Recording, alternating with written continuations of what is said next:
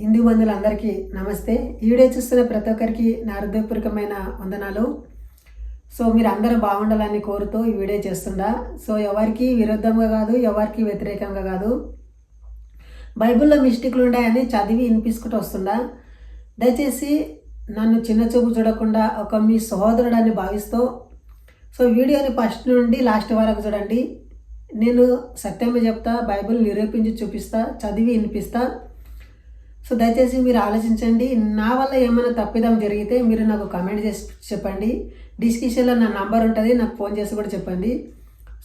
Late చేయకుండా మనం టాపిక్లోకి పోదాము. అదేం టాపిక్ అంటే, బైబిల్లో చాలా మిస్టేక్లు ఉంటాయి, చాలా తప్పులు ఉంటాయి. అవన్నీ పట్టించుకోకుండా హిందుత్వంలో నుండి శత్రువులుగా ఉంటారు. దయచేసి క్రైస్తవులుగా ఈ వీడియో చూస్తూనే ఉంటే దయచేసి మీరేం బాధపడకుండా ఎవరికి శత్రువుగా ఉండకండి. మాది ప్రేమించే మతము, దోషించే మతము కాదని చెప్పుకుంటేనే ఈ క్రైస్తవులు అందరినీ దోషిస్తుంటారు. హిందువులు దేవుళ్ళని, రాళ్ళని, రప్పలని వాళ్ళని దోషిస్తారు. అంతేకాకుండా ద్వితీయోపదేశ కాండము 7వ అధ్యాయం 5వ వచనంలో వారి విగ్రహాలను అన్నింటినీ పడగొట్టరి అని ఉండదు. బైబిల్ ఎంత మాత్రమును హిందుత్వాన్ని సమర్థిస్తలేదు. మన హిందూ బంధువులైతే అందరు కలిసి ఉండాలి, అందరి దేవుళ్ళు ఒక్కటే, అందరినీ కూడా దేవునితో సమానం చూస్తారు. రకరకాలుగా దేవుళ్ళుగా ఉంటారు మనకు. మనం అందరం కలిసి ఉంటాం.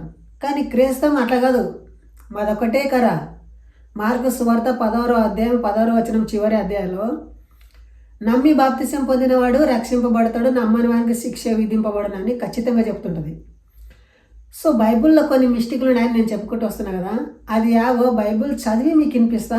దయచేసి ఆది కాండము 4వ అధ్యాయము తెలవండి. మీ దగ్గర బైబిల్ ఉంటే బైబిల్ లేని వాళ్ళు దయచేసి ఆలకించండి. చాలామంది చర్చిలు వెంబడబడి, ప్రార్థనలు వెంబడబడి తమ సమయంలో అన్నీ వ్యర్థం చేసుకుని ఉంటారు. పాస్టర్లు ఎక్కడెక్కడో నడిపిస్తుంటారు వాళ్ళకు భక్తి మార్గం అని. వాళ్ళ పనులన్నీ పాడైపోతుంటాయి. ముఖ్యంగా చదువుకున్న వ్యక్తులు బైబిల్ జోలికి వెళ్ళకండి. ఎందుకంటే మునుపు మీరు చదువుకొని ఒక క్రమానికి రండి. దీంట్లో ఏమైనా జ్ఞానం ఉండదని మీరు అనుకొని పోతే మీరు వ్యర్థమైపోతారు.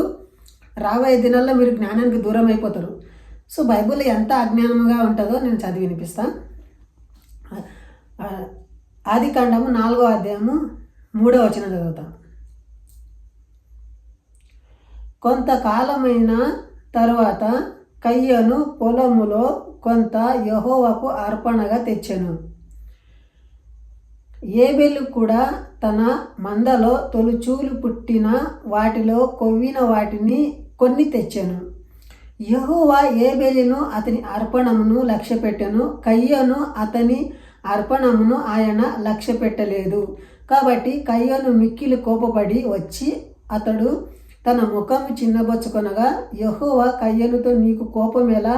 నీ ముఖము చిన్నబొచ్చుకున్నవేమి? నీవు సత్క్రియ చేసిన ఎడల తల వంచుకొనవా? సత్క్రియ చెయ్యని ఎడల వాకిట పాపము పొంచియుండును, నీ ఎడల దానికి వాంఛ కలుగును, నీవు దానిని ఏలుదు అనెను. ఈ వాక్యము చాలామంది పాస్టర్లు చెప్తూ ఉంటారు. దీంట్లో మిస్టేక్ ఉండదని మీరు అనుకుంటుండొచ్చు. దయచేసి మీరు పొరపడుతున్నారు. ఇక్కడనే మిస్టేక్ ఉండదు. చర్చికి వెళ్ళే మంది కూడా చాలామంది ఒక వ్యక్తిని టార్గెట్ చేసి మాట్లాడుతుంటారు. ఒక వ్యక్తిని కించపరుస్తుంటారు, ఒక వ్యక్తిని హెచ్చిస్తుంటారు. బైబిల్ కూడా, దేవుడు కూడా ఇక్కడ అట్లనే చేసిండు. ఏమన్నాడు? కయ్యను దేవునికి అర్పణగా తీసుకుపోయాడు. ఏం తీసుకుపోయాడు? కయ్యను చేనులా పనిచేస్తుంటాడు, ఏబేలు గొర్రెలు కాస్తుంటాడు. ఈ కయ్యను మునిపే తీసుకుపోయాడు, తమ్మిని కూడా తొలకపోయి లేడు. తీసుకుపోయి దేవునికి అన్నాడు. దేవుని ముందు ఇలా పడ్డాడు. సరే, దేవుడు చూస్తున్నాడు, ఏబేలు రాలేదేమని అనుకుంటుంటే ఎంటికెళ్ళి వస్తూ ఉన్నాడు. కొవ్విన దాంట్లో కొన్ని గొర్రెలు తీసుకొని వచ్చి, మంచి కొవ్విన దాన్ని తీసుకొచ్చి దేవునికి ఇస్తాడు. ఇద్దరు వ్యక్తులు, అన్నదమ్ములు, ఎవరి ముందు నిలబడ్డారు? దేవుని ముందు నిలబడ్డారు. అప్పుడు దేవుడు అనేటోడు ఇద్దరిని ఆశీర్వదించాలి కదా. అందులో ఏం తప్పు ఉండదు. కయ్యనుతో ఉంటే కూడా కయ్యను కూడా గొర్రెలు తీసుకొచ్చేటోడేమో, ఒకవేళ తమ్మిని కూడా అడిగేటోడేమో, తమ్మి నాకు గొర్రె ఈ దేవునికి అర్పిస్తా అనేటోడేమో. కయ్యను వద్ద గొర్రెలు లేవు, ఎక్కడి నుండి పోయి తీసుకుని వస్తాడు? ఒకవేళ ఉండి కూడా ఇవ్వకపోతే అది తప్పు. నా దగ్గర 10 రూపాయలు ఉన్నాయి, ఉంటే కూడా నేను ఇవ్వకపోతే అది తప్పు. తన వద్ద లేవు, కయ్యన వద్ద గొర్రెలే లేవు, ఉట్టి పంట ఒకటి ఉన్నది, పంట తీసుకుపోయాడు. కయ్యన వద్దనేమో ఏబేల్ వద్దనేమో గొర్రెలు ఉన్నాయి, గొర్రెలు తీసుకుపోయాడు. వాళ్ళు ఇద్దరిని ఆశీర్వదించలే కదా దేవుడు, ఇద్దరి మీద చేతులు ఉంచలే కదా. కానీ దేవుడు పక్షపాతి కాడు కాడు కాడు కాడని ఎంత పాస్టర్లు చెప్తుంటారు. దేవుడు పక్షపాతం చూపించిండు. ఏబేల్ని ఆశీర్వదించిండు, కయ్యన్ని ఆశీర్వదించలేదు. ఎందుకని? కయ్యోని చేనులో పంట తీసుకొచ్చిందంట. ఏనికి? ఇతను వెజిటేబుల్ కాదు, నాన్ వెజ్ ఉన్నాడు, కొవ్విన మాంసం తినేటి అతను దేవుడు ఉన్నాడు అతను. అందుకే ఎట్లా చేస్తానంటే అబ్రాహాముకు ప్రత్యక్షమవుతాడు. ఆదికాండం 12వ అధ్యాయం ఉంటుంది.